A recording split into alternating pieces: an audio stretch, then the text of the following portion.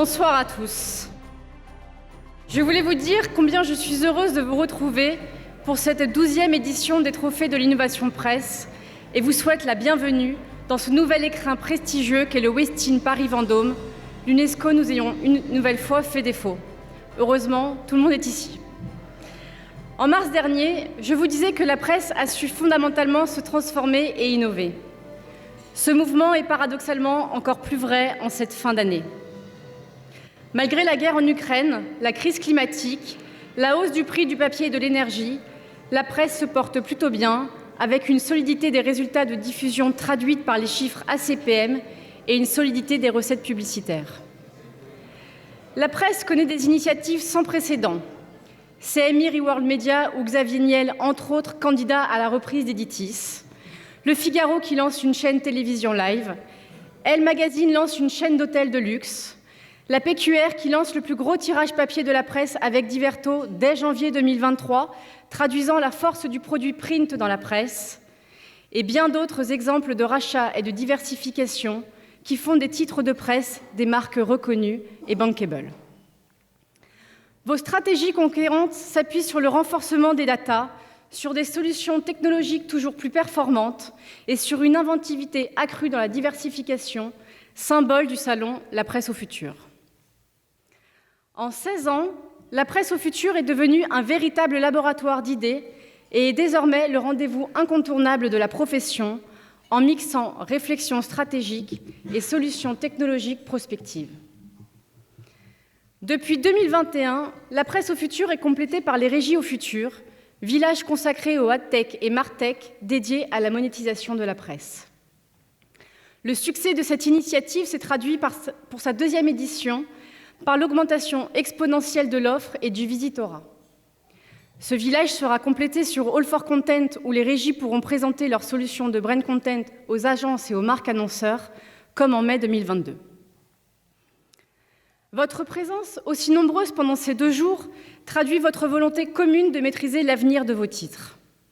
Ce soir, ce sont vos solutions marketing, stratégiques et managériales que les trophées vont distinguer. Pour cela, un jury s'est réuni et ce sont les visiteurs inscrits du salon qui ont voté et qui vous ont élus. Que tous nos partenaires, amis et mécènes soient remerciés. Sans eux, cette cérémonie ne resterait que théorique et virtuelle. Mais derrière le succès de la presse au futur, il y a une équipe impliquée. Alban, Brice, Raphaël, Broadcast Associés et évidemment Patrick. Je tiens à les féliciter pour leur travail et vous pouvez leur rendre hommage.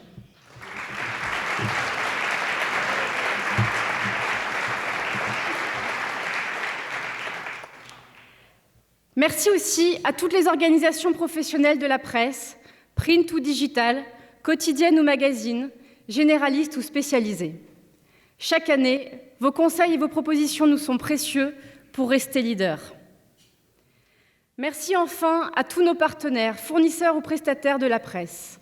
Leur fidélité en constante progression est notre plus belle récompense. Je vous souhaite à toutes et à tous une très belle 12e cérémonie des Trophées de l'Innovation Presse et laisse place aux lauréats.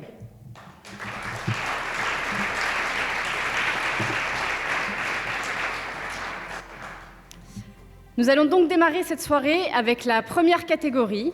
Il s'agit du meilleur stratège de l'année et pour remettre ce prix, j'appelle Philippe Van Est, directeur marketing du groupe Prenant et administrateur de l'Unique.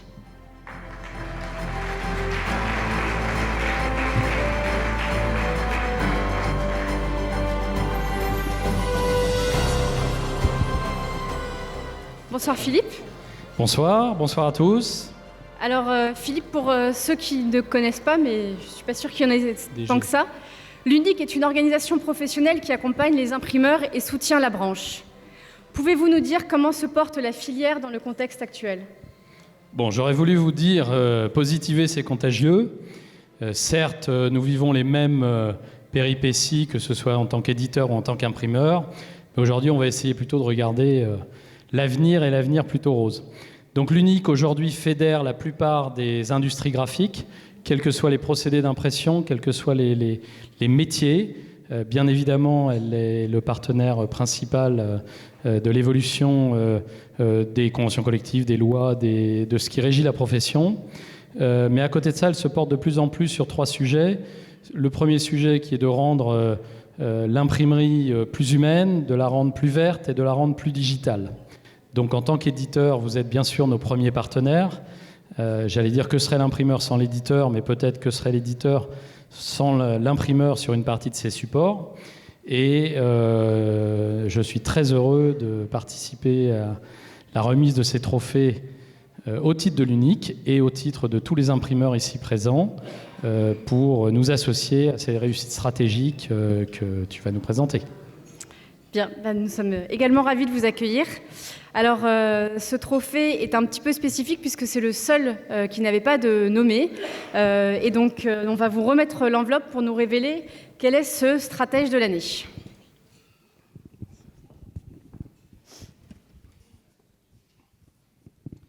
Donc, sans surprise, puisqu'il n'y avait qu'un nominé, le meilleur stratège de l'année est Reworld Media. J'appelle Pascal Chevalier, président directeur général de Reworld Media et Net Media Group.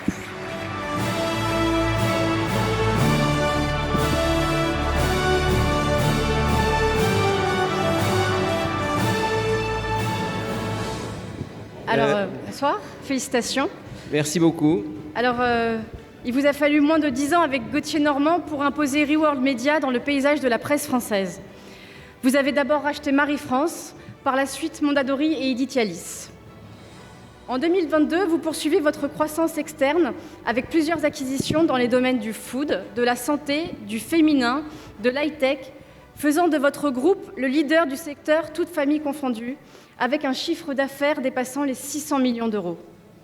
Hier matin, vous avez capté l'attention d'un auditoire particulièrement attentif lors de la conférence d'inauguration avec Xavier Dordor sur les stratégies de conquête multicanale. Quel est votre secret pour être ce stratège si performant ? Merci beaucoup pour ce prix, ça nous fait très plaisir avec Germain Lapyridey qui est ici, qui est un de nos associés du début.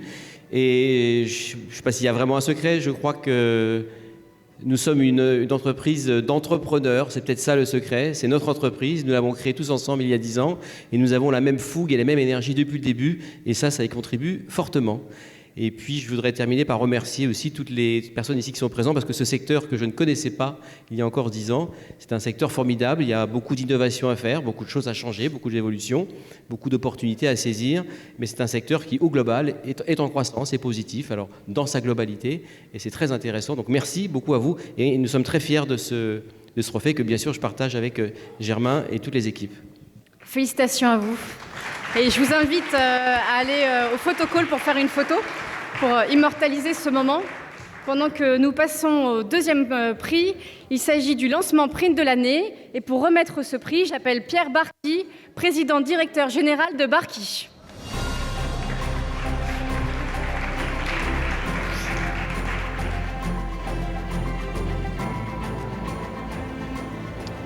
Bonsoir Pierre. Bonsoir. Nous sommes ravis de t'accueillir à nos côtés ce soir en tant que papetier, surtout avec la crise que nous connaissons actuellement. Est-ce que tu peux nous dire comment tu fais face à cela et quels sont tes projets pour 2023 ? Alors effectivement, nous en tant que papetier, la crise nous a frappé de plein fouet. C'est sûr que la hausse de l'énergie est violente, un prix de l'énergie qui a été multiplié par 10, qui impacte évidemment beaucoup les papetiers. Il faut savoir que quand on fabrique du papier, c'est 97% d'eau, 3% de cellulose grosso modo. Et effectivement, un coût de l'énergie qui est multiplié par 10, ça met des usines par terre. Donc la hausse du prix du papier, bien sûr, est violente pour les éditeurs aussi, parce que le prix a été multiplié par 2. Mais il n'y a pas une usine aujourd'hui, il y a beaucoup d'usines qui perdent beaucoup d'argent, il y a beaucoup d'usines qui se sont arrêtées à cause du prix de l'énergie. On a vu un prix du mégawattheure qui est passé de 20 € le mégawattheure en mars 2021 à 200 € le mégawattheure, c'est quand même assez impressionnant. Et en août 2022, c'était même 320 € le mégawattheure. Et pour les gens qui ne réalisent pas à quel point c'est impactant, 20 € le mégawattheure, c'est à peu près 80 € la tonne sur le prix du papier. Ce qui explique que 200 €, ça fait 800 € la tonne. C'est pour ça que les prix de papier ont flambé. Donc aujourd'hui, il y a des usines qui sont arrêtées, c'est clair. Ça coûte plus cher de fabriquer du papier aujourd'hui que de produire. Il vaut mieux s'arrêter aujourd'hui que de produire du papier. Donc après quelle sera la situation l'année prochaine, on n'en sait rien. Ça dépendra du prix de l'énergie. S'il vous plaît, merci. Ça dépendra du prix de l'énergie et aujourd'hui, il y a une telle spéculation sur le prix de l'énergie qu'on n'en sait rien. Enfin, on espère que cela va s'arranger. Et en attendant, on va te laisser nous révéler le lauréat de ce lancement print de l'année, pendant que je vous annonce les nommés, qui sont À Croquer, Franc-Tireur, La Maison des Maternelles, YAM, Le Journal du Dimanche Magazine et Parc et Loisirs Magazine. Alors le vainqueur du lancement print de l'année, c'est YAM Magazine. Et pour recevoir ce prix, j'appelle Nelson Burton, président de Au Cœur des Villes, éditeur de YAM Magazine.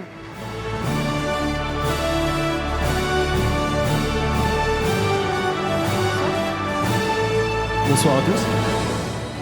Alors YAM, c'est le magazine que vous pouvez voir, mais c'est également donc la renaissance d'un titre de presse consacré à la gastronomie française et repris par un jeune éditeur, Au Cœur des Villes, spécialisé dans les commerces de proximité. YAM Magazine se veut plus moderne, plus accessible et est représentatif de la belle cuisine avec 8 numéros par an. Un numéro, c'est 132 pages dédiées à la gastronomie, 2 chefs, 22 recettes, 2 tutos et 5 reportages. Pouvez-vous nous en dire plus sur votre histoire qui nous met en appétit? Moi, je suis impressionné parce que c'est la 3e ou 4e fois que j'ai la chance de venir ici. Évidemment, la première fois que je reçois un prix. Moi, je suis éditeur B2B à la base. Donc, je fais de la trade press pour les commerces de proximité. Et on a eu l'occasion de racheter ce titre que je n'ai pas créé. Donc, c'est pas un lancement, c'est un relancement. On a eu l'occasion de racheter ce titre qui s'était malheureusement arrêté au tout début de l'année 2021. Et c'est ma première histoire chez les marchands. C'est une chouette histoire parce que ça marche bien. Et très sincèrement, je suis très content et très honoré d'être là parce que je ne sais pas vous, compères, amis éditeurs, mais 2022, ça a vraiment été une année pas cool du tout. Pas cool pour les problématiques de prix du papier, surtout quand on met du 300 grammes en couve et du 115 grammes à l'intérieur. Pas cool en termes de marché publicitaire.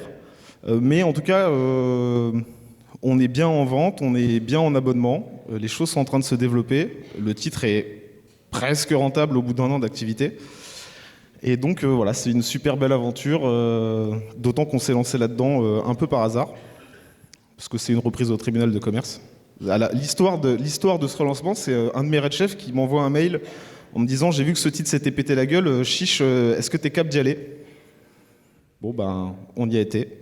On a réussi, et c'est toute une petite équipe, parce qu'on n'est que 20 en interne, pour une dizaine de titres en tout, qui avons fait beaucoup de « on gère, on va y arriver, on n'a pas beaucoup de budget, mais on a l'esprit, on a la niaque », et voilà, ça se passe très bien, et donc on est très contents. Donc merci beaucoup, et encore une fois, je suis très honoré d'être là. Et je voudrais juste dire un petit truc, parce que dans cette année compliquée, et il le sait, je voudrais remercier mon imprimeur, qui est là, Léonce, parce que... avant d'être mon imprimeur, tu es surtout devenu un ami, un partenaire, et que cette relation-là, elle est hyper importante pour moi. Et j'ai toujours plaisir de venir au calage dans le Nord avec tes équipes pour faire le mag. Voilà. Merci beaucoup à tous, et je suis honoré. Félicitations.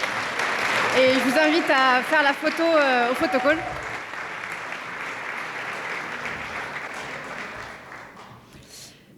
Nous allons donc passer maintenant à la meilleure innovation digitale. Et pour remettre ce prix, j'appelle Fabrice Gauthier, président-directeur général de Broadcast Associés.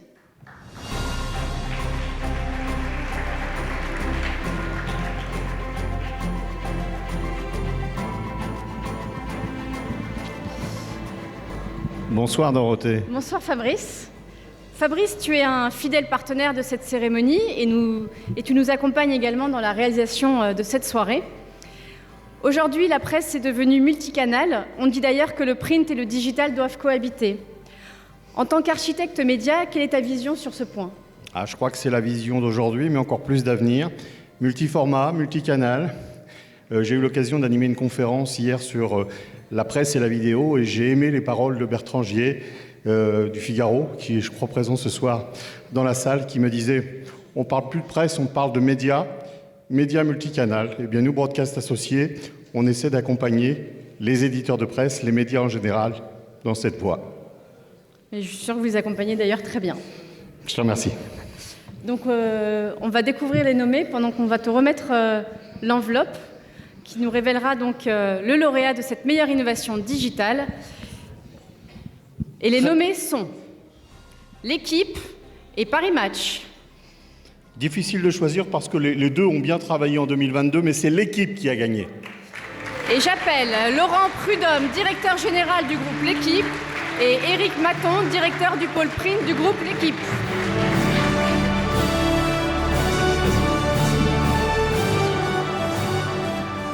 Bonsoir. Bonsoir, félicitations. Bonsoir. Merci beaucoup. Alors en effet, L'Équipe a bien travaillé. C'est la marque d'information sportive numéro 1 en France, avec une puissance digitale inégalée. Plus de 2,5 millions de visiteurs uniques par jour sur le site, et votre application est la plus consultée, toute marque d'information confondue. Laurent Prudhomme, vous avez accéléré la transformation digitale du groupe en voulant faire de l'application L'Équipe le leader du sport.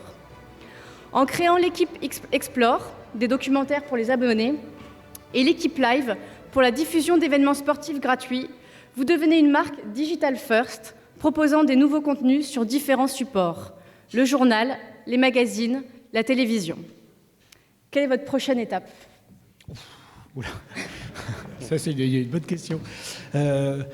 Alors, déjà, effectivement, je pense que notre plateforme, c'est maintenant le point central d'expression d'un titre comme L'Équipe, qui est soutenu, bien évidemment, par son offre papier, par sa chaîne de télévision. Donc, la prochaine étape, c'est continuer à innover technologiquement, mais je pense continuer aussi à innover dans l'excellence journalistique de L'Équipe. L'Équipe, je pense, a un rôle très important à jouer dans les années à venir, comme un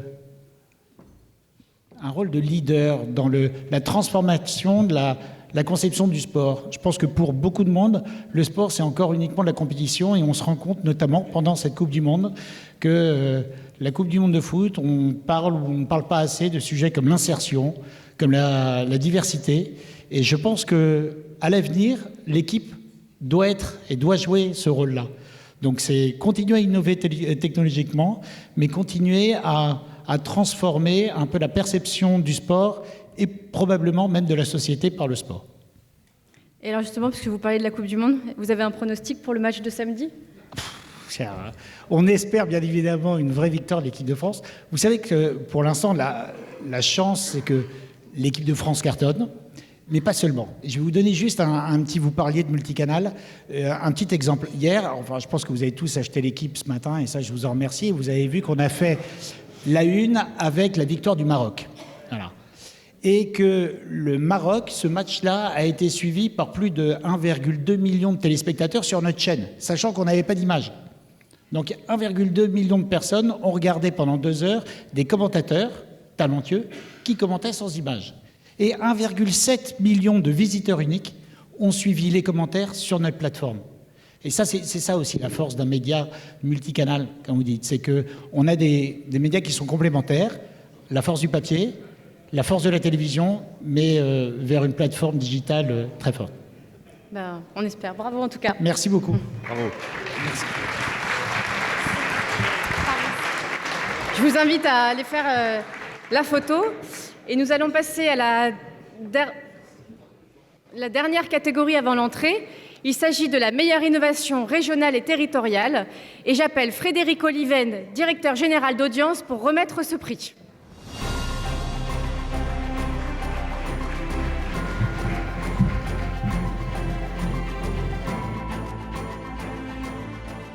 Bonsoir. Frédéric. Ravi de vous avoir à mes côtés à nouveau. Alors Audience est un groupe qui accompagne et qui protège le monde de la culture et des médias. Vous êtes également un acteur engagé pour le secteur. Pouvez-vous nous en dire plus ? Je vais être bref, je vais essayer en tout cas. D'abord une info. Audience est donc la maison en termes de protection sociale de la presse et de 2 autres grandes familles que sont le spectacle vivant et ce qu'on appelle le spectacle enregistré, la télévision, la musique, la radio. Et dans notre rôle, on a discuté récemment avec l'Agirc-Arrco et on leur a demandé s'ils ne pouvaient pas décaler encore un peu la suppression de cet abattement pour frais professionnels des journalistes, vous savez, qui est une tolérance sur les cotisations des journalistes, et ils ont accepté. Donc une bonne nouvelle, ce sera finalement 2024, la suppression de cet abattement, et c'est notre rôle d'aller au contact des institutions sociales pour défendre les intérêts, par exemple, de la presse. L'audience va bien, elle se développe, et elle peut continuer à rendre ce service que cette maison, ce groupe paritaire cherche en permanence à rendre aux assurés, en maintenant la tarification la plus basse possible, la qualité de service proche de nos assurés, en connaissant leurs enjeux, typiquement l'info que je donnais juste avant.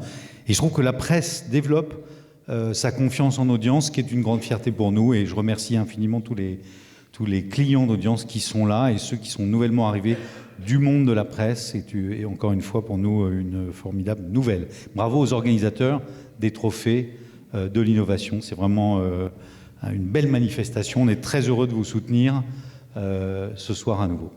Merci beaucoup. On va passer peut-être... Oui, on va vous remettre l'enveloppe pendant que je vous annonce les nommés. Nous avions... Je dis ça parce qu'il y en a encore pas mal. Et Local News par Update. Vous devez avoir faim. Direct Entreprise par le Dauphiné Libéré et le Progrès. Bravo. Alors, je suis très heureux de... Attendez, j'ai... Comment? Je pensais que vous aviez donné le nom du lauréat déjà. Oui, il faut d'abord que j'annonce les nommés. Pardon. J'ai entendu un nom, je me dis, si c'est celui-là. Voyage à l'Ouest par Ouest France. Et Enquête de demain par l'ensemble de la PQR. Maintenant, vous pouvez nous révéler le lauréat. Bon, c'est très très bien. Le lauréat est formidable. C'est Enquête de demain par l'ensemble de la PQR. Évidemment, alors là, tout le monde a gagné. Et j'appelle Lynn Gasparini, DGA en charge de la monétisation de 366 Communities, pour nous en parler. Je vais l'applaudir.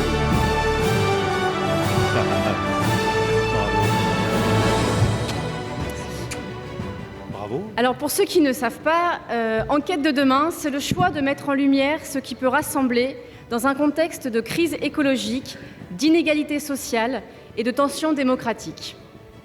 Le 1er juin 2022, les 51 titres de la PQR se sont associés pour faire découvrir le monde de demain et ont publié un supplément mutualisé, Enquête de demain, pour valoriser les acteurs territoriaux qui pensent l'avenir et défendent le monde de demain. Chaque support a contribué au contenu autour de 5 thèmes sur les nouvelles façons de produire, de consommer, de se déplacer, pour être cohérent avec la nature dans un monde plus durable et plus social. Pouvez-vous donc nous raconter cette quête de demain? Merci Dorothée, bonsoir tout le monde. C'est une initiative qui est une initiative éditoriale avant tout. La régie l'a accompagné, mais c'est avant tout un projet de toutes les rédactions de la PQR. Et c'est en ce sens-là que c'est un projet vraiment exceptionnel. C'est la première fois, sous l'impulsion de nos amis de Spark News qui prendront la parole, que toutes les rédactions, sur un sujet qui leur paraissait majeur, dont ils parlent en permanence avec un contenu quotidien énorme et qui est très très recherché par les lecteurs, ils ont décidé que c'était suffisamment important et fondamental pour se réunir. C'est la première fois qu'ils se réunissent et c'est une nouvelle marque qui a été créée, une marque éditoriale qui est déployée 2 fois par an. C'est 2 grands rendez-vous éditoriaux avec des numéros dans chacun des 54 éditeurs de presse quotidienne régionale. Donc vous avez beaucoup de contenu, vous avez beaucoup d'histoires, beaucoup de choses présentées de façon positive pour inspirer les gens, pour leur montrer ce qui se passe. Et vous avez tout ceci en un seul point, au même moment, et qui donne accès, parce que c'est ce qui est important, à une force de frappe majeure. Parce que quand on parle de transition écologique, de enquête de demain, d'un monde meilleur, il faut toucher le plus grand nombre pour raconter, pour inspirer. Donc c'est 18 millions chaque jour, plus tout ce qui est digital, bien évidemment. C'est le média de la proximité et tout se passe dans les territoires actuellement. C'est là où il y a le plus d'initiatives et c'est là où tout le monde a conscience de l'impact personnel et professionnel qu'on peut avoir sur ces sujets-là. C'est le média de la confiance et c'est des sujets où il est essentiel d'être dans des contextes de confiance. Et donc, c'est le meilleur de tous les mondes. Et on est très, très fiers chez 366 d'accompagner ce projet et d'aller convaincre sans beaucoup de difficultés, parce que c'est un produit vraiment très recherché des annonceurs de venir parler de ces thématiques-là dans un écrin 2 fois par an désormais à partir de 2022 pour 2023. Donc on est très très fiers, on remercie nos rédactions. Bravo, et je passe la parole à Christian de Spark News. En tout cas, on est très heureux effectivement d'avoir... C'est vraiment la co-construction tous ensemble, 366, Spark News et tous les éditeurs. En fait, il y a 12 ans, quand j'ai créé Spark News, on s'est dit, c'est vrai qu'il y a beaucoup d'enjeux, et si on en parlait plus, mais aussi sous l'angle des solutions. Et donc, on a fédéré 50 médias de 50 pays, Le Monde, Der Spiegel, El País, etc., pour faire ce format. Et je me suis toujours dit, mais ça serait génial qu'un jour, on fasse la même chose avec la presse quotidienne régionale. Et voilà, il nous a fallu du temps pour se dire, on y va. Et quand on a parlé aux éditeurs et aux 366, ils nous ont dit, super, faisons-le ensemble. Et voilà, c'est un peu, quelque part, un courrier international x 51, puisqu'en fait, chacun s'enrichit de l'autre. Donc dans les DNA, vous allez avoir des articles de Ouest France sur des initiatives qui peuvent inspirer les Lorrains, etc. et vice-versa. Moi, ma plus grande fierté, c'est quand les éditeurs nous ont dit « c'est génial parce que ça fait 15 ans qu'on rêve de bosser ensemble et il nous fallait ceux qui arriveraient à nous faire bosser ensemble et ça, c'est notre plus grande fierté. » Et aussi, on se rend compte que les annonceurs, alors ça prend un peu de temps parfois, mais en fait, je dis, mais moi, plutôt que de mettre mes annonces au milieu de plein d'informations passionnantes, autant les mettre aussi au milieu des solutions innovantes qui changent le monde, parce que c'est beaucoup plus valorisant. Et quelque part, je permets à tous ces éditeurs de publier ce contenu. S'il n'y avait pas ces annonceurs, ils ne le feraient pas. Donc voilà, donc on espère qu'il y en aura encore plus les autres années et qu'on pourra continuer à faire plein de choses ensemble. Merci en tout cas et bonne soirée. Bravo pour ce très beau projet. Je vous invite à faire la photo au photocall. Et puis, je vais vous laisser démarrer le dîner en vous souhaitant bon appétit.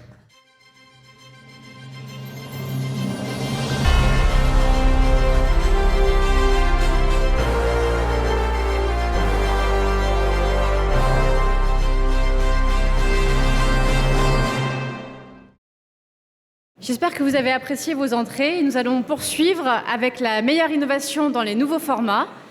Et pour remettre ce prix, j'appelle Didier Falcan, directeur et fondateur des Clés de la Presse.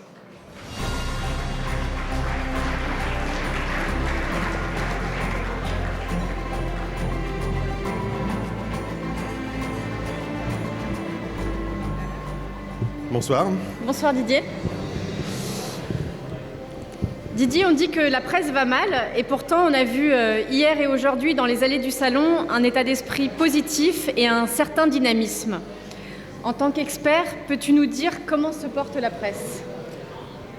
Alors c'est pas simple, mais je dirais qu'on peut peut-être le résumer en quelques mots. Il y a un mot qui serait le paradoxe, justement. On a fait un titre dans les Clés de la Presse récemment sur le paradoxe des médias, sur ce côté... les médias traversent la crise écologique, énergétique, économique, la guerre en Ukraine, etc. On a parlé de la hausse du prix du papier, etc. Donc effectivement, ça va mal de ce côté-là. Mais quand on regarde les résultats 2021 des sociétés, elles vont plutôt bien. Discuter avec Philippe Carly qui est dans la salle. En 2021, le groupe Ebra, après avoir perdu beaucoup d'argent, gagne de l'argent. Il me le disait tout à l'heure et aussi, le Progrès continue à 2022 à gagner de l'argent alors qu'il a perdu de l'argent depuis 1983. On pourrait parler de TF1 qui continue à avoir ses recettes publicitaires qui progressent. Donc voilà, premier mot, je dirais paradoxe. Et peut-être deuxième mot, la résilience. La presse est résiliente, malgré tout. Là, ce soir, on parle d'innovation. Il y a beaucoup d'innovation dans la presse. T'en parlais en ouverture, Diverto qui va se lancer, quand même un lancement à 3,2 millions d'exemplaires. Alors c'est la presse quotidienne régionale, soutenue, etc. Mais c'est quand même peut-être le plus gros lancement, pas de tous les temps, mais pas loin. Mais il y a Harper's Bazaar chez Prisma Presse, Prisma Media qui va se lancer bientôt. Enfin, il y a beaucoup d'innovations et on en parle ce soir. Donc, malgré tout, il y a quand même beaucoup d'incertitudes. C'est peut-être le troisième mot qu'on peut retenir. Les recettes publicitaires depuis le mois de septembre, octobre, ont tendance à franchement diminuer. Les prévisions d'agences médias comme Magna, qui l'a sorti en début de semaine, annoncent quand même un ralentissement des investissements publicitaires dans les médias. Donc voilà, point d'interrogation. Je ne parle pas du prix du papier qui continue d'augmenter. Donc là, on ne peut pas dire que les médias, la presse se portent très bien, mais paradoxalement, elle s'en sort encore pas mal. On lui souhaite encore beaucoup d'avenir. Alors, donc, on va découvrir les finalistes pendant qu'on va vous remettre une enveloppe. Les nommés sont Futura, Le Figaro, Les Échos et Nouvelles Écoutes. Et bien donc, le vainqueur pour la meilleure innovation dans les nouveaux formats, c'est Le Figaro. Et j'appelle Bertrand Gier, directeur délégué du pôle News du Figaro, Figaro Magazine et du Figaro.fr et président du Geste.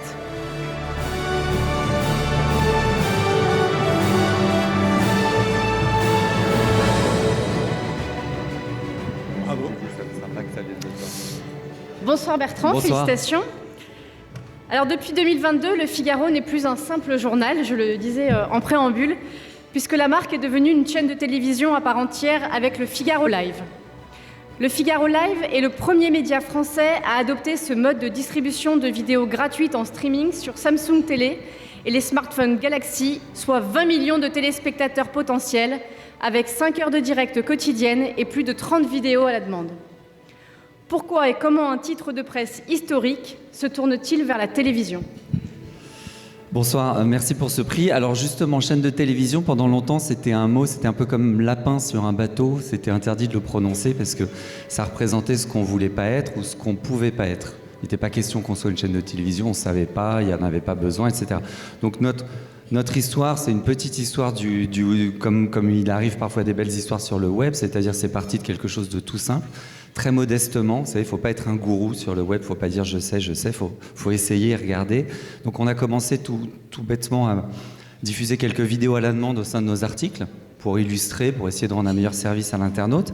Et puis on a vu que ça fonctionnait quand même pas trop mal. Et puis on s'est dit, mais après tout, le web c'est chaud, c'est ce qu'il y a de plus chaud, donc rien n'est plus chaud que le direct. Donc on s'est dit, faut qu'on fasse un petit peu de direct.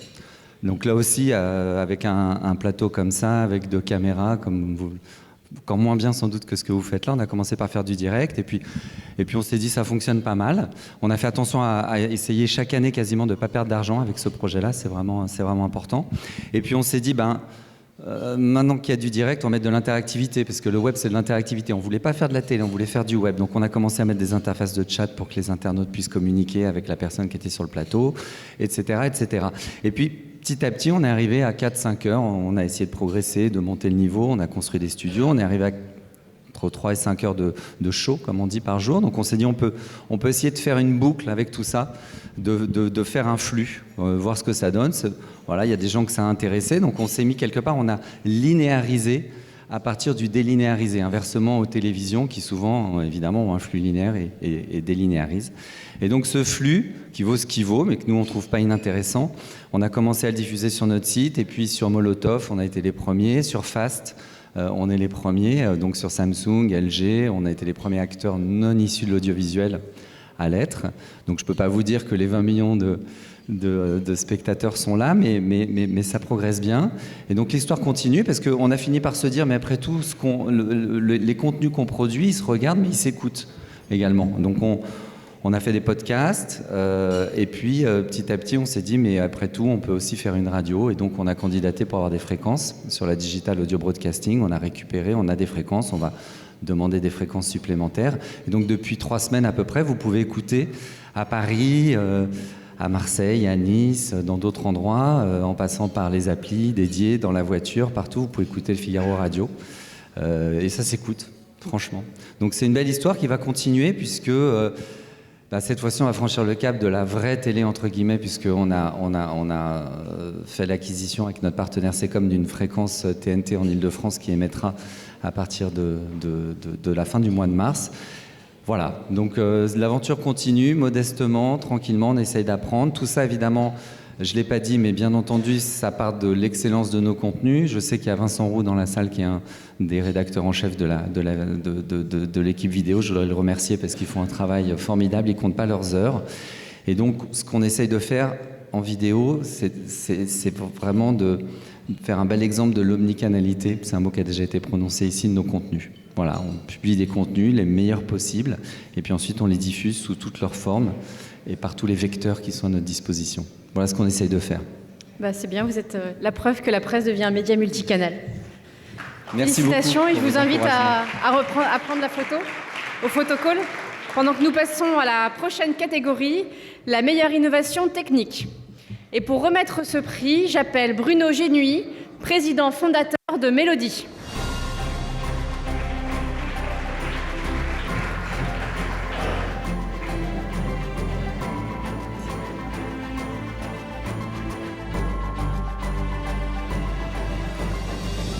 Bonsoir Bruno. Bonsoir. Tu es un nouvel acteur de la soirée et le président de Mélodie, une solution pour les éditeurs de presse. Comment est née Mélodie et pouvons-nous dire que le marché a validé cet outil? Alors Mélodie est née il y a une petite dizaine d'années. Elle est née parce qu'il y avait un manque à combler sur le marché. Nous, on édite une solution de gestion de contenu, un CMS éditorial, et on facilite le travail des journalistes puisqu'on a beaucoup entendu parler d'innovation éditoriale. Et on va, à travers une solution éditoriale accessible uniquement par Internet, permettre à tous les journalistes d'un groupe de presse de produire indifféremment pour n'importe quel canal. Alors, est-ce que le marché a validé effectivement cette solution? Aujourd'hui, on peut dire que oui. C'est effectivement le nombre de signatures. On a à peu près 200 titres de presse qui, en France et au Canada, travaillent avec nous. Donc, on se développe pas mal au Canada en ce moment. En France, on peut citer quelques grands acteurs. Actu.fr, effectivement, qui est un des clients dont on est très fier, mais pas que. On a effectivement Corse Matin, France Antilles, et puis les Nouvelles-Calédoniennes, un petit peu pour faire le tour de nos îles.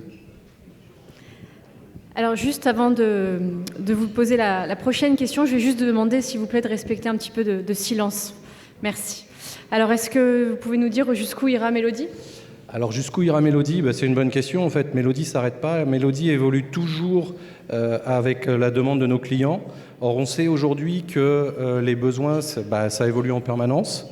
Des nouveaux formats éditoriaux, il en existe plein.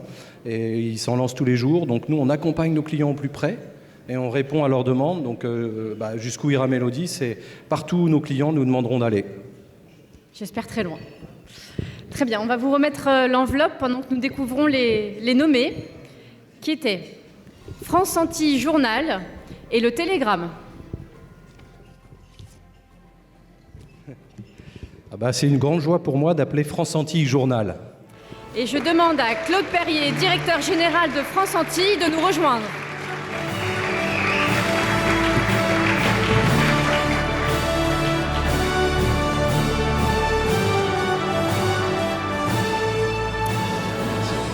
Alors en ce qui concerne France Antilles, sous l'impulsion de son nouvel actionnaire Xavier Niel, France Antilles s'est dotée en Martinique d'une nouvelle imprimerie créée autour d'une presse numérique jet d'encre Kodak Prosper 6000. Grâce à un fonds d'aide à la presse, cet investissement permet aux Martiniquais de bénéficier des toutes dernières nouvelles, puisque le bouclage se fait le soir et non plus en milieu de journée. France Antilles tirera 7000 exemplaires en semaine et 18 000 exemplaires le week-end, et sera le premier quotidien en France à être intégralement imprimé en numérique. Cette nouvelle imprimerie permettra aux Iliens de lire la PQN imprimée directement sur l'île en évitant le recours au transport aérien depuis la Guadeloupe. Est-ce le futur modèle imprimé pour la presse au futur? Bonsoir, mesdames et messieurs, chers confrères. Je l'espère. C'est vrai que Xavier Niel, on a repris le journal il y a 2 ans et demi, et ce journal était mort, voilà, puisqu'il n'y avait plus de presse papier.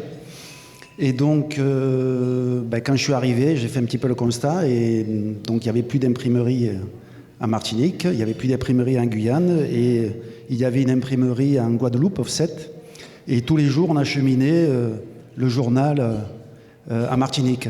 Donc les îles, c'est beau, il y a le soleil, mais il y a des ouragans, des fois il y a des avions, il n'y a pas d'avions, et puis surtout c'est pas développement durable. Donc on a dit il faut aller sur une nouvelle technologie, par rapport aussi à nos tirages, parce que moi j'envie mes confrères. C'est vrai qu'à l'époque j'étais à la Provence, donc c'est pas les mêmes tirages.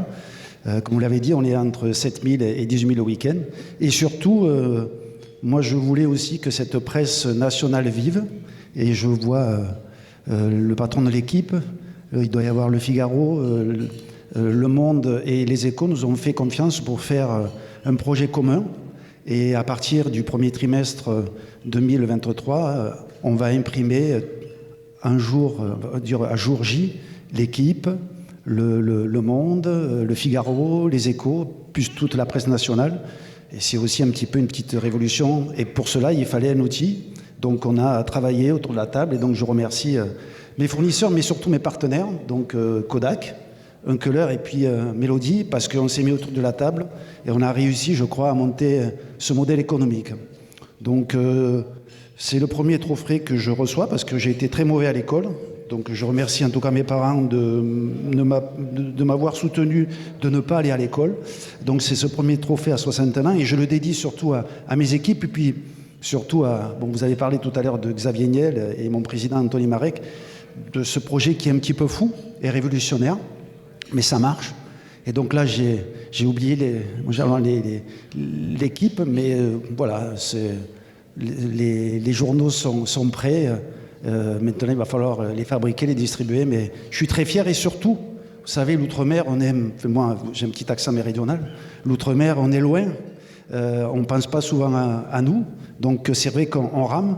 On perd beaucoup d'argent. Donc on a la chance aussi d'avoir un actionnaire qui est là. Et tout à l'heure, je parlais avec le président de l'Alliance. C'est vrai qu'on critique toujours ces milliardaires qui ont de l'argent, mais s'ils n'étaient pas là, France Antilles n'existerait pas. Et surtout, on fait vivre 130 familles. Donc je leur dédie ce trophée parce que ces ultramarins sont passés de l'imprimerie Gutenberg à l'imprimerie numérique. Et je suis vraiment très fier de diriger cette belle entreprise. Et demain, je prends l'avion et je fêterai ça avec eux. Merci en tout cas, parce qu'ils seront très fiers que l'Hexagone leur offre ce trophée. Bonne soirée.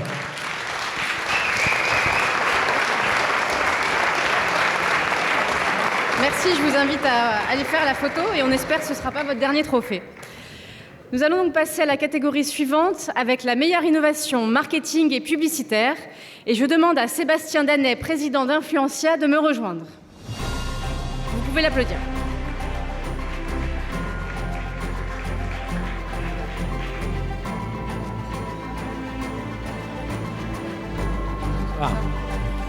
Bonsoir. Bonsoir. Alors, Influencia, c'est une newsletter, un site, une revue trimestrielle, des contenus. Influencia, c'est aussi insight, innovation, inspiration.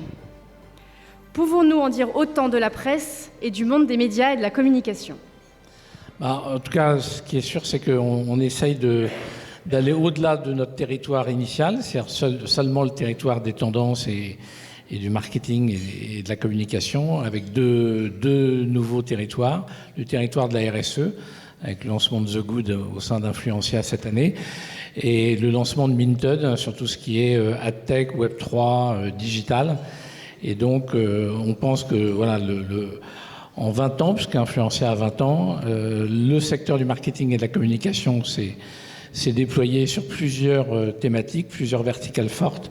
Et donc, on essaye d'occuper chacune de ces verticales pour répondre vraiment aux attentes du marché sur ce que sont les tendances en matière de marketing et de communication.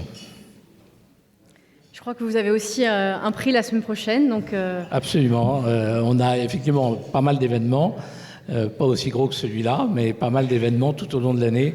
Et c'est vrai que c'est devenu un peu la marque de fabrique aussi du groupe Influencia. Bien.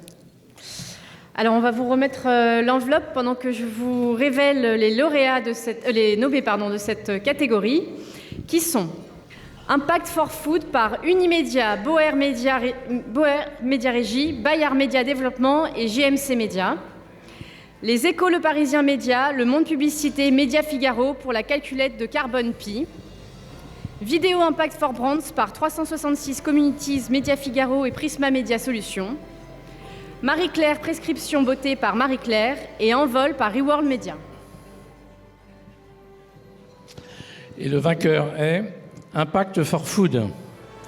Et j'appelle, elles sont nombreuses, vous pouvez les applaudir. Anne-Cécile Aucomte, directrice de la régie Unimédia. Anouk Diamantopoulos, directrice générale de Boer Média Régie. Anouk Koul, directrice exécutive de la régie Marie-Claire.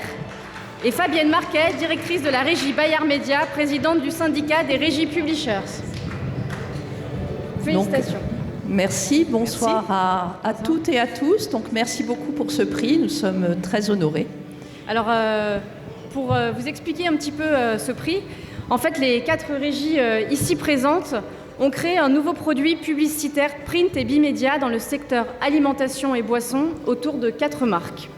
Maxi, Notre Temps, Avantage et Santé Magazine, pour réaliser des plans d'activation et d'engagement presse et digitaux, permettant ainsi aux annonceurs alimentaires d'atteindre 10,5 millions de lecteurs via un point d'accès unique et dont l'efficacité se mesure avec des études pré- et post-campagne.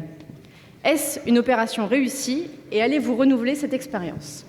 Alors tout d'abord, peut-être parler de la création de cette offre. Alors c'est tout d'abord un constat, mais c'est avant tout une aventure humaine. C'est vrai qu'aujourd'hui, on a beaucoup besoin de créer des alliances et de faire en sorte que cette union soit une force. En l'occurrence, nos 4 groupes sont 4 groupes engagés auprès des Français. Ce sont des groupes puissants, avec une excellence éditoriale sur l'ensemble des marques médias que nous représentons. Et il s'est trouvé que nous avions en tout cas un constat, le constat de l'activité de l'industrie agroalimentaire, qui était face à un enjeu de taille, c'est un enjeu de défiance, de méfiance des consommateurs français. Et on le voyait au travers de nos études, nos post-tests et nos pré-tests également, parce que nous pré-testons des visuels publicitaires qui s'adressent aux consommateurs, et nous travaillons beaucoup avec l'industrie agroalimentaire. Et le constat était clair, il y a une méfiance, et ces consommateurs ont besoin de transparence, ont besoin d'engagement. Et il se trouvait que nos 4 groupes étaient engagés au travers de leur rédaction sur une rédaction, en tout cas des contenus de qualité et d'excellence, en tout cas avec un souci de rassurer ces consommateurs. Est-ce que vous voulez dire quelques mots peut-être ou... Je peux compléter. Oui, allez-y, je vous en prie.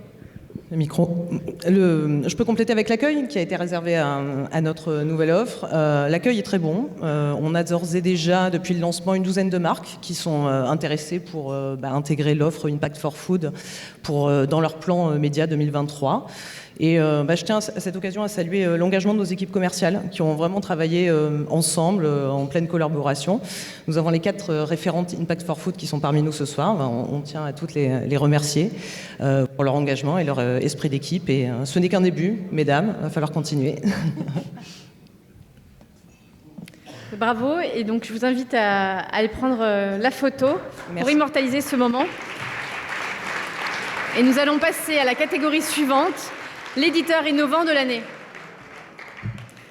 Pour remettre ce prix, j'appelle Jean-Paul Ménez, directeur général du groupe Maury.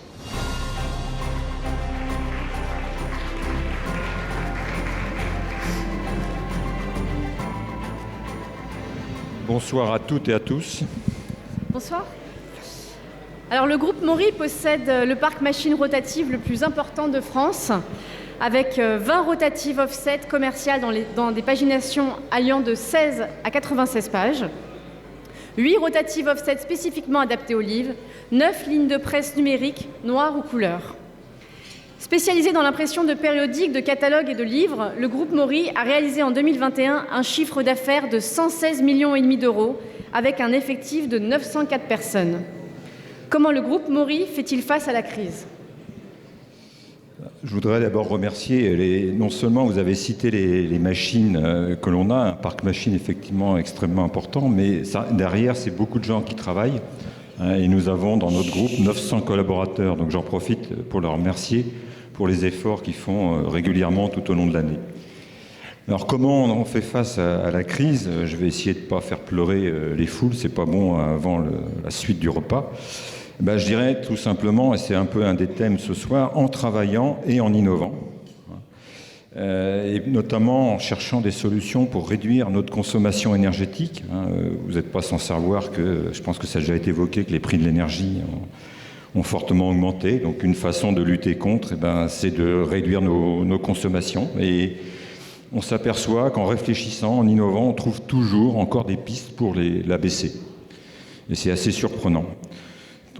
il n'y a pas seulement l'énergie qui augmente, il y a toutes les matières, donc même travail. Comment peut-on faire pour diminuer nos consommations? Ça, c'est un travail quotidien de toutes nos équipes. Et puis, on a toujours besoin de travail, donc on se bagarre et à nouveau, on se bagarre pour ramener du travail qui était imprimé à l'étranger, pour le ramener en France. Donc, merci aux éditeurs qui nous font confiance dans ce cadre-là.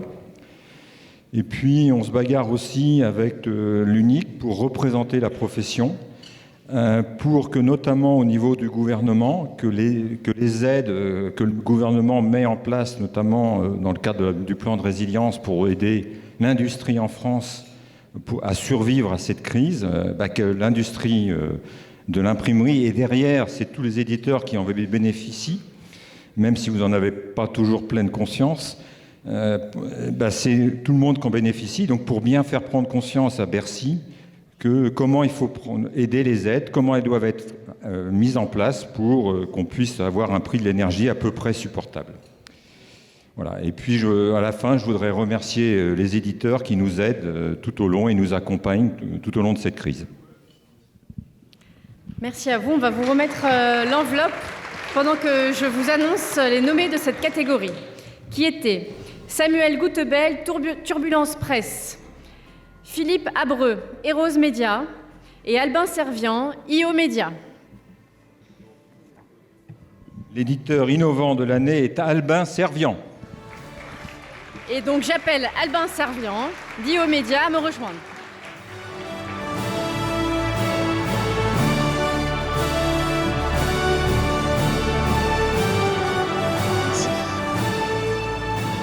Félicitations. Albin, vous êtes un entrepreneur du digital depuis 20 ans, vous lançant depuis 2018 dans un projet de consolidation de médias affinitaires et lifestyle, en commençant par la relance de Tétu en 2018, qui d'ailleurs a été élue ici la meilleure innovation et diversification en 2021, le rachat d'Opéra Magazine en 2021, le lancement de Lyric en 2022, et enfin le rachat du groupe Ideat Éditions en juin 2022. Votre groupe joue à fond la carte de la digitalisation et de la diversification, tout en continuant à développer une presse de très haute qualité. Pour vous, le digital est un atout qui favorise une diffusion massive et un engagement quotidien des lecteurs fidèles à des marques médias, mais vous êtes convaincu qu'il faut développer une lecture papier dans le temps long pour se déconnecter et prendre du recul. Finalement, on peut dire que vous êtes têtu. Merci. Alors effectivement, je suis plus habitué des estrades avec la French Tech que des événements dans le secteur de la presse, mais effectivement, j'ai habité Londres pendant 8 ans et j'ai découvert des modèles médias plutôt intéressants à Londres. Et il y a 4 ans, j'ai découvert que Tétu était au tribunal de commerce pour la deuxième fois. Et je me suis dit, c'est une marque forte, très affinitaire, très verticale. Et il doit y avoir matière à monétiser facilement ce média. Il y a 3 médias LGBT qui persistent en Angleterre et qui marchent très bien. Donc ça a été un petit peu le début de l'aventure. Je vous parlais de ma mère. 83 ans à Londres, j'ai mis 20 ans à lui expliquer ce qu'était la French Tech et le digital. Et quand j'ai acheté Tétu en 2018, elle m'a dit mais je comprends pas pourquoi tu vas travailler dans la presse et en plus pourquoi tu rachètes Tétu. Bon, ce qui est un autre sujet, mais ça c'est resté en famille, on va dire. Et c'est parti de là, finalement, et ça a plutôt bien fonctionné, la relance de Tétu depuis 4 ans, parce que un tiers du business maintenant vient de la diffusion, et beaucoup de l'abonnement d'ailleurs, grâce au digital, à des techniques de growth marketing, de CRM, etc., et beaucoup de data. Un tiers du business est du B2B. Hier soir, on était avec la ministre Isabelle Rome pour parler de diversité et inclusion d'entreprise. On a monté un club avec une 40aine d'entreprises qui payent une cotisation chaque année sur des sujets de diversité et inclusion. Et on avait 26 interviews de CEO du CAC 40 hier soir. Voilà, c'est ce style d'événement qui est Tétu. Puis un tiers du business, une activité studio. On tourne des films avec LVMH, Lévis et d'autres, des opérations spéciales sur des sujets de diversité et inclusion. Voilà, donc j'ai trouvé ce modèle plutôt intéressant. Puis finalement, le Covid m'a aussi montré que Tétu avait très très bien vécu pendant le Covid. L'abonnement est monté et ça a bien persisté. Et je me suis dit, tiens, il y a peut-être quelque chose dans les médias de niche à développer.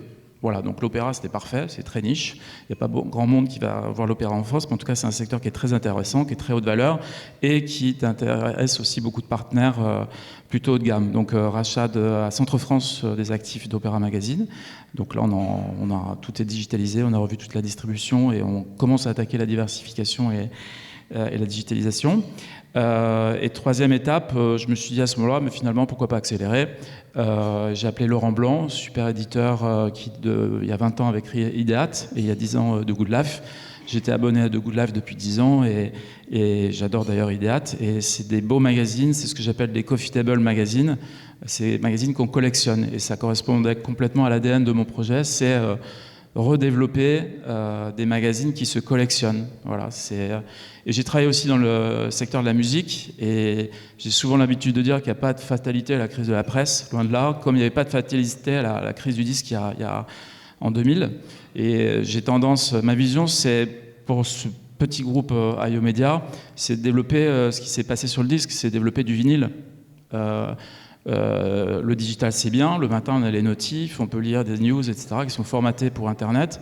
Pour autant, le week-end, moi j'habite Biarritz, je débloque, je déconnecte, j'ai envie de m'asseoir dans le sofa, de fermer les yeux, de toucher un magazine avec une belle qualité, un beau grammage, une belle photogravure, des belles photos, etc., etc.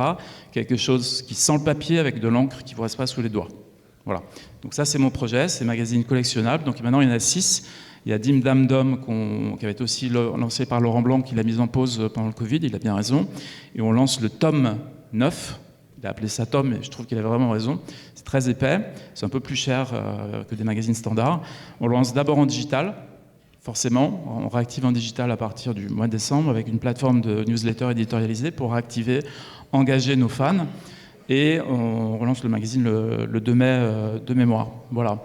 Donc voilà, je dirais, l'ambition autour de ce projet. Alors, j'ai eu le prix de la diversification l'année dernière, un autre prix cette année. Bon, j'espère qu'il ne faut pas acheter des sociétés chaque année, parce que ça va devenir compliqué pour être là à ce prix. Voilà. Et je voudrais surtout remercier les équipes qui sont à la table là-bas, qui nous suivent depuis 4 ans. Alors, il y a les équipes historiques de Tétu et de maintenant d'Ideat. Et je remercie nos partenaires qui nous aident vraiment au quotidien, et spécialement Corinne Rouget, qui depuis 4 ans nous aide avec MediaOps dans un marché qui est difficile, avec beaucoup de résilience. Donc chapeau Corinne pour le travail de tes équipes. Philippe Lachaze, d'Ima Graphique, super imprimeur qui nous aide à imprimer des beaux magazines. Et puis Laurence Grassin-Martin aussi de Relais qui nous aide au quotidien, parce que ce qui est important chez IO Media, c'est de développer des belles marques fortes, avec des communautés de lecteurs engagés qu'on voit directement linéaires, avec des belles couvertures. Voilà, donc désolé, j'ai peut-être un petit peu dépassé, mais c'est le message que je voulais faire passer. En tout cas, merci pour ce prix. Merci, on espère vous retrouver l'année prochaine à nos côtés à nouveau. Très bien, je vais vous laisser continuer le repas et à tout à l'heure.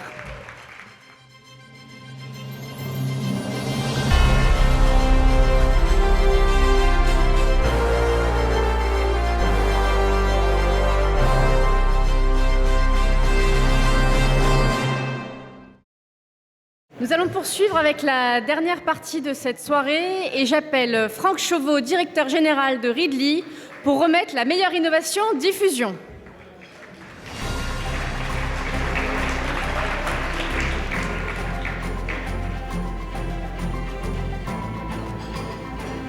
Merci. Bonsoir Franck. Bonsoir Dorothée. Bonsoir à tous. Alors pour ceux qui ne connaissent pas Readly, c'était ePress qui a donc rejoint Readly en 2021 en changeant le nom, le logo, la marque. La version française du kiosque numérique vient d'être lancée avec une offre à 9,99 € par mois, sans engagement et un accès illimité à 7500 journaux et magazines du monde entier, dont plus de 500 français. Comment les éditeurs perçoivent-ils ce nouveau service ? Bonsoir à tous. Alors, tu as pratiquement déjà tout dit, donc c'est difficile de dire beaucoup plus. Première chose, ePress, c'est un kiosque numérique. Monté par les éditeurs que nous avons su faire évoluer. On a voulu donner une dimension internationale au kiosque avec effectivement, tu l'as dit, 7500 publications, ce qui veut dire que nous couvrons 50 pays, 11 langues, 12 marchés. Tout ça, c'est dû en fait à une seule chose, c'est la confiance que nous donnent les éditeurs pour diffuser le contenu. C'est un vrai partenariat entre les éditeurs et nous-mêmes. On leur donne énormément de données, un back-office dans lequel ils peuvent savoir ce qui s'est passé, quel est le lectorat, ce qu'il a lu, combien de temps il a passé sur les publications, combien de temps il a lu les pages, donc un ensemble de données. Tout ça, ça fonctionne parce que on a su gagner la confiance des éditeurs, donc c'est un vrai partenariat, à tel point que 1200 éditeurs, tous les jours, on en a de nouveaux, tous les jours ils nous rejoignent, tous les jours on les remercie, et tous les jours on leur donne de l'information. Donc c'est très bien perçu, c'est une garantie de valeur, c'est 50 millions d'euros de chiffre d'affaires pour cette fin d'année, c'est une croissance à 2 chiffres, et il n'y a qu'une seule chose à dire, merci à vous tous. Sinon, on n'existerait pas. Et ce partenariat donc avec Ridley qui a démarré il y a un peu plus d'un an maintenant, c'est un partenariat qui nous donne véritablement de nouveaux horizons. Merci à tous. Et voilà ce que je peux dire sur cette super aventure maintenant qui devient une aventure planétaire, puisque 50 pays, c'est effectivement aussi tous les continents. On espère que cette aventure va continuer encore longtemps. Et on va vous remettre l'enveloppe pour que vous puissiez nous révéler le lauréat de cette catégorie pendant que je vous annonce les nommés qui étaient Le Monde et Rico Bono imprimeur. Alors c'est assez facile finalement, puisque la meilleure innovation diffusion, c'est pour Le Monde. Et j'appelle Lou Grasseur, directrice marketing et abonnement du Monde, et Xavier Lotte, directeur de la diffusion et de la production du Monde.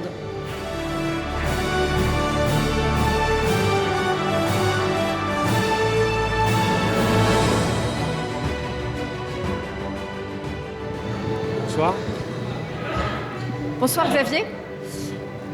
Alors je vais juste vous présenter pourquoi Le Monde a été nommé et puis après je vous laisserai la parole. Alors en 20 ans, le quotidien a su endiguer la chute de la lecture papier grâce à l'arrivée des premiers abonnés numériques à partir de 2010. 2016 marque le tournant irréversible avec les abonnements numériques qui dépassent ceux du papier. En 2022, Le Monde a annoncé avoir dépassé plus de 500 000 abonnés répartis ainsi. 414 000 abonnés numériques, 87 000 abonnés papier, 30 000 ventes au numéro dans les points de vente. La direction du Monde se fixe un objectif d'1 million d'abonnés en 2025. Son audience globale qui recouvre les non-payants dépasse 21 millions de lecteurs. On peut dire que Le Monde a aujourd'hui le plus gros portefeuille digital de la presse française.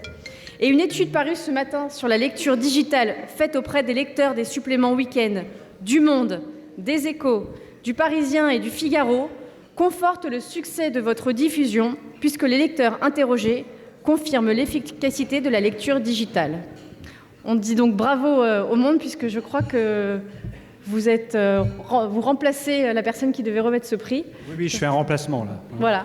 Donc sachant que je serai présent questions, ce soir voilà. à ce dîner des trophées de l'innovation presse, Louis Dreyfus, donc mon président, et Jérôme Fenoglio, le directeur du journal, m'ont demandé d'accepter le trophée, donc je le fais avec plaisir.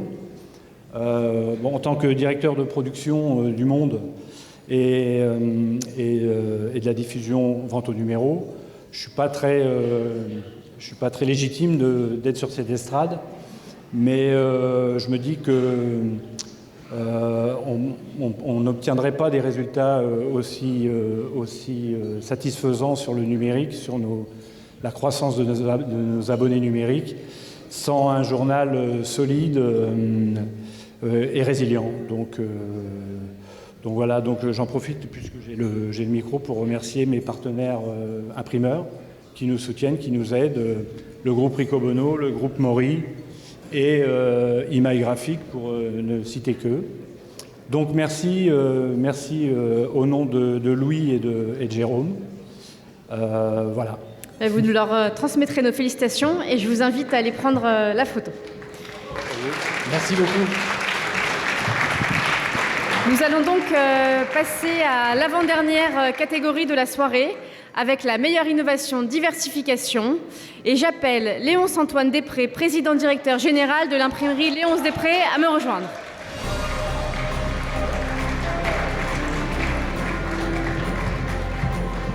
Bonsoir. Bonsoir. Léonce, tu es un fidèle de cette soirée et on peut dire que cette année a été marquante pour l'imprimerie. En juin, tu as fêté les 100 ans de la société. En septembre, l'imprimerie s'est dotée d'une nouvelle machine presse offset pour réduire la gâche papier. La nouvelle presse permettra de passer de 500 à 200 exemplaires de gâche et rouler à 16 000 feuilles par heure contre 7 000 aujourd'hui. Tu t'es également doté d'une plieuse pour produire plus de dossiers en feuilles, les tirages des éditeurs baissant, et d'un vernis acrylique haute densité pour avoir une qualité vernis d'UV brillant tout en préservant la recyclabilité et le désancrage du papier. Tu te lances également dans un chantier d'économie d'énergie, car pour citer tes mots, aujourd'hui nous devons être exemplaires et montrer qu'imprimer est plus écologique que le digital. Quel est le bilan de ces premiers mois ? Ça fait beaucoup de choses. Donc effectivement, on a fêté nos 100 ans cette année. C'était un bel événement. Le 18 juin dernier, on a eu 150 personnes qui sont venues faire le tour de l'usine. On avait fléché le parcours avec tous les salariés de l'entreprise, leurs familles. C'était un bel événement. Les partenaires locaux, ceux qui ont cru dans la reprise, parce qu'on n'était pas sûr de les fêter, ces 100 ans. Il y avait même ma grand-mère de 95 ans. C'était assez émouvant. Après, on a acheté une machine feuille pour remplacer une ancienne machine feuille parce que effectivement, on a beaucoup de clients qui baissent leur tirage à cause de la crise du papier, etc. Et elle est en route à partir en ce moment. Là, on est en formation, donc ça va nous permettre d'aider nos clients éditeurs qui souvent sont indépendants, ne sont pas forcément IPG, donc ils ne sont pas du tout aidés par le gouvernement, enfin ils ont 0 subvention en fait. Donc c'est bien de penser un petit peu à eux de temps en temps et de baisser les consommations de papier, quoi. Après, sur l'écologie, effectivement, c'est un gros sujet. Tous les imprimeurs sont concernés. Il faut qu'on défende la valeur papier, essayer de prouver que c'est pas forcément plus polluant que le digital.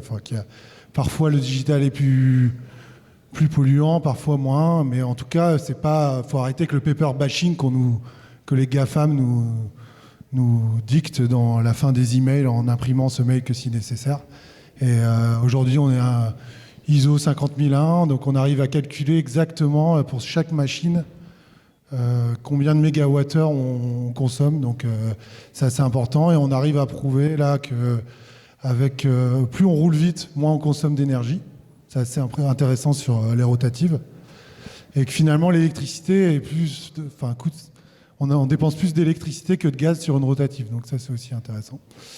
Et on s'aperçoit qu'en étant flexible, réactif et en maintenant de la qualité, on arrive à trouver des business models rentables quand on arrive à imprimer, façonner, router sur le même site. Nous en tout cas aujourd'hui, on arrive à s'en sortir, voilà, on est content. Bravo.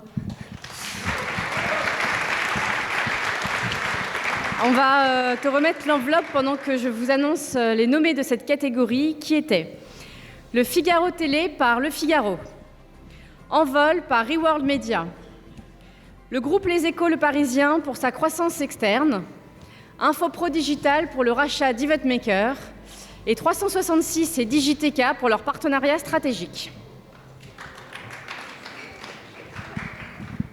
Donc le gagnant est l'association de 366, Dash, Communities et Digita pour la monétisation des vidéos de la PQR. Et j'appelle donc à mes côtés Stéphane Delaporte, directeur général de 366 Communities.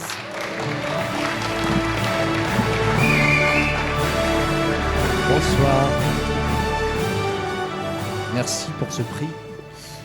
Alors en effet, 366 Communities et Digiteka se sont associés pour commercialiser l'offre vidéo des journaux de la PQR et centraliser les offres auprès des annonceurs à la recherche de propositions publicitaires premium associant performance et reach. Grâce à ce partenariat, Digiteka devient une plateforme vidéo leader sur le marché en France avec une équipe de 25 personnes de la régie 366 dédiée à la vidéo, 80% de reach mensuel sur les populations internautes et plus de 200 sites et applications pour garantir aux marques un environnement en phase avec leurs cibles. Stéphane, peux-tu nous en dire plus sur ce partenariat stratégique ? Bon, en fait, non, parce que tu as tout dit. Non, blague à part, 366, c'est une société qui a maintenant 8 ans, qui représente à l'origine l'ensemble des éditeurs de PQR et qui a créé un one-stop shop pour le marché national de tout l'accès aux proximités, toutes les solutions d'accès aux proximités de la PQR.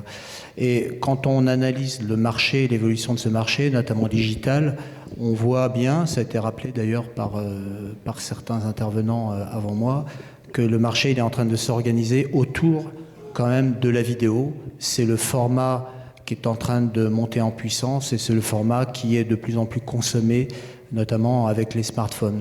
Donc, à partir du moment où 366 a vocation à se massifier, à se développer, on a cherché un partenaire et un partenariat qui pouvait, lui, y trouver son compte, nous, y trouver notre compte. Et c'est vrai que le rapprochement entre 366 et DigiTK fait que, tu l'as rappelé, on va arriver presque à 800 millions de streams. Donc ça commence à peser beaucoup, pas qu'un peu beaucoup sur le marché publicitaire national. Et la qualité d'une bonne vidéo publicitaire, c'est quoi? C'est le mix entre le reach, tu l'as rappelé, le contexte, la contextualisation, la sémantique et la performance. Et c'est ce que propose au marché aujourd'hui et demain encore plus ce rapprochement stratégique. DigiTK reste une société à part entière qui développe une technologie et nous, par contre, nous assurons l'ensemble de la commercialisation. C'est aussi une façon de promouvoir d'autres éditeurs que les éditeurs de la PQR, puisque dans l'offre de DigiTK, il y a d'autres éditeurs qui sont là ce soir. Il y a Reward, il y a Bayard, je les salue d'ailleurs. Voilà. Et on a bien l'ambition d'être un poids lourd de ce marché demain.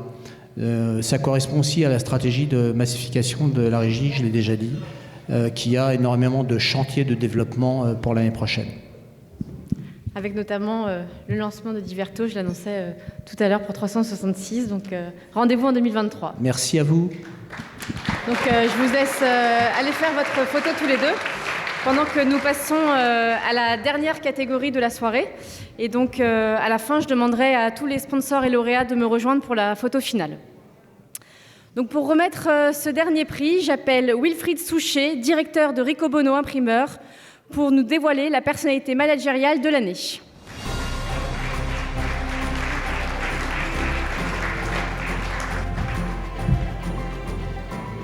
Bonsoir à tous. Bonsoir Wilfried. Alors le groupe Rico Bono est connu, mais c'est surtout un imprimeur depuis 122 ans. Il est le leader français de l'impression de quotidiens nationaux et propose des solutions globales, de l'impression à l'expédition de journaux, magazines imprimés publicitaires, publications et catalogues. Le groupe Rico Bono, c'est 12 sites de production impression offset, 7 sites de routage, 13 sites de distribution portage. C'est un acteur renommé et incontournable dans la presse et il ne cesse de se renouveler. Dès début 2023, le groupe proposera de nouvelles capacités de production offset via Helioprint, complétant son offre offset dédiée aux couvertures à haute valeur ajoutée, avec une capacité de vernis acrylique et petite pagination, permettant au groupe de poursuivre son développement et d'élargir continuellement son expertise. D'un point de vue de vos expertises métiers, vous êtes donc en perpétuel développement. On parlait tout à l'heure de transition écologique. Qu'en est-il de votre positionnement du point de vue écologique? J'ai pas tout entendu, mais bon, on va essayer de faire avec. Je parlais du développement de Rico Bono. Du point de vue écologique, nous, c'est le premier axe de notre entreprise, en tout cas du développement de l'entreprise. On travaille dessus depuis très longtemps, parce qu'on a posé nos premiers photovoltaïques en 2008. Et on investit chaque année plusieurs millions d'euros, en tout cas, dans la décarbonisation. On investit aussi beaucoup dans la R&D pour l'offre découverte dernièrement, où on a l'intelligence collective qui a monté un process de pose d'étiquettes repositionnable et adressable. Et la plus grosse décarbonisation dans laquelle on travaille, c'est notre axe de massification, en fait, d'arrêter beaucoup les rotatives suivant la décroissance, d'accompagner en fait les usines, de massifier les usines, d'arrêter des usines. Donc on a accompagné beaucoup la PQN et ils nous ont beaucoup accompagnés sur cette stratégie. On a arrêté près de 5 usines sur les 10 dernières années. Et on continue notre axe de développement et cette stratégie. On souhaite le pérenniser avec la PQR. On a commencé à travailler, à avoir des discussions et on pense que c'est la bonne solution et le bon axe de développement. Voilà. On vous souhaite donc un très bon développement. Merci. Et on va vous laisser nous révéler le dernier lauréat de cette soirée, pendant que je vous annonce les nommés qui étaient Philippe Carly du groupe EBRA et Louis Dreyfus du Monde. Le gagnant est Philippe Carly. Et j'appelle donc Philippe Carly à me rejoindre, président du groupe EBRA et de la PSIC.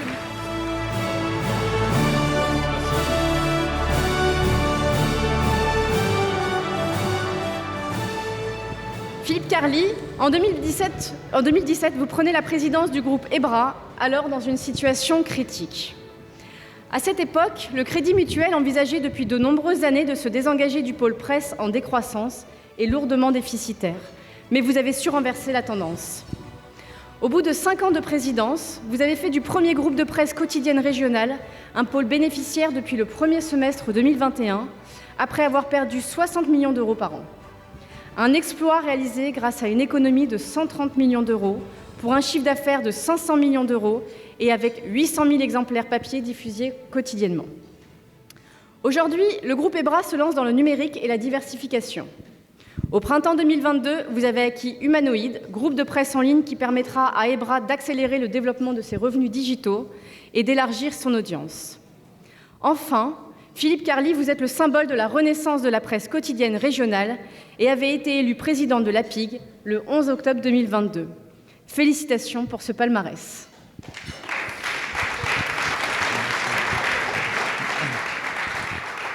Merci Dorothée pour cette présentation. Je voudrais tout d'abord remercier l'ensemble des équipes EBRA parce qu'en fait on a redressé le groupe à une vitesse assez rapide. On s'est séparé de 25% des salariés, donc c'était pas simple. On n'a eu aucune grève, uniquement des départs volontaires. Et je voudrais aussi rappeler en fait que cette transformation, elle était d'autant plus importante que le Crédit Mutuel s'est posé la question à un moment donné, finalement, qu'est-ce qu'il faisait dans la presse pour un groupe bancaire. Alors, je dois vous dire quand même que d'avoir un actionnaire qui est une banque, c'est assez confortable et ça permet de faire beaucoup de choses. Je voudrais ajouter là-dessus que tout ça a été possible parce qu'on est arrivé à convaincre l'ensemble des collaborateurs, y compris nos partenaires sociaux, qu'il n'y avait pas d'autres alternatives si on voulait transformer ce groupe. Donc effectivement, bon, la Covid est arrivée, ça on ne l'avait pas forcément prévu, mais on est arrivé dès mars 2021 à ce que le groupe soit redressé. Alors ça, c'était avant l'augmentation du papier, parce que pour vous donner quand même une idée, on achète 40 000 tonnes de papier par an. Et donc, quand le coût du papier fait plus que doubler, bah, c'est un petit impact sur 2022, c'est 16 millions d'euros pour le groupe de coûts supplémentaires. Je voudrais rajouter un point aussi, ce que je trouve qui est assez fantastique dans les médias. Vous savez que je ne suis pas un homme de médias, moi j'ai rejoint la presse en 2010. Alors, je commence à avoir un peu d'ancienneté, mais j'ai travaillé surtout dans l'industrie. Et ce qui m'avait marqué en 2010, quand j'ai pris la direction générale d'Amaury, c'était en fait la passion et l'engagement des collaborateurs et de l'ensemble des acteurs de la presse, et en même temps un petit côté amateur comparé à des grands groupes industriels. Et donc, je crois que ça a énormément changé. Et aujourd'hui, on trouve de plus en plus de grands professionnels. Et surtout, ce qui est intéressant, c'est de voir comment nos métiers se fédèrent. Alors, si je prends la presse quotidienne régionale, je pense qu'on n'a jamais eu, finalement, parce qu'au départ, c'était un peu ringard d'aller dans la presse quotidienne régionale, mais en fait, c'est super passionnant parce que c'est là que tout se passe. Et quand on regarde tout ce qu'on arrivait à faire, on a cité Digiteca, qu'on a racheté à plusieurs titres de presse. Quand on regarde ce qu'on a fait avec 366, qui est quand même une très très belle réussite, ce qu'on continue à faire dans d'autres événements, comment on s'est fédérés tous ensemble pour négocier les droits voisins au sein de l'Alliance, je pense que ça donne beaucoup d'espoir pour l'avenir. Et ce soir, on a eu l'occasion, parce que on est dans un monde d'ego, donc les syndicats professionnels, on se regarde parfois un peu de travers. Mais je pense que plus on fédérera nos énergies, plus on sera fort pour aller chercher les moyens dont on a besoin pour se renouveler. Et puis, il faut aussi s'ouvrir au monde, regarder, se benchmarker. C'est pas toujours naturel chez nous. Moi, j'ai été très heureux de voir que Reworld Media a été ce soir primé, parce que certes, il y a beaucoup de critiques sur les modèles des uns et des autres, mais en fait, toutes les expériences sont bonnes pour s'inspirer et développer une presse d'excellence avec des équipes d'excellence. Voilà, c'est tout ce que je voulais vous dire. Et à nouveau, un grand merci à toutes les équipes, parce qu'en fait, ce prix, moi, j'y suis pas pour grand-chose. En fait, il y a une stratégie qui est mise en place. Bon, je me suis assuré que cette stratégie, elle soit mise avec conséquence en place. J'avais annoncé à nos équipes qu'on allait traverser une tempête, donc c'est une petite route du Rhum avec beaucoup de très grosses vagues, beaucoup de vent, et qu'après on serait dans les alizés. Alors on y est presque, malheureusement, parfois les alizés, il peut y avoir des petits obstacles, le papier, l'énergie, la guerre en Ukraine, l'inflation, voilà. Mais c'est pour ça aussi qu'on est manager, c'est justement pour gérer ces situations, et j'espère que le groupe EBRA va avoir une place de plus en plus importante. Vous avez dû voir qu'on a remis aussi nos logos au clair, donc le groupe EBRA a une existence qui n'était pas le cas, je crois, en 2017. Merci à tous et merci pour votre écoute. Donc je vous invite à aller faire la photo et à me rejoindre sur scène avec tous les sponsors et lauréats de la soirée. Donc n'hésitez pas, ne soyez pas timides. Et pendant que vous me rejoignez, je tiens donc à vous féliciter tous les lauréats de cette soirée, puisque ce palmarès montre la diversité et le dynamisme de la presse, qui, encore une fois, s'est reconnu dans les allées du salon, puisque nous avons eu une fréquentation record, et vous donnons rendez-vous en décembre ou en fin novembre 2023.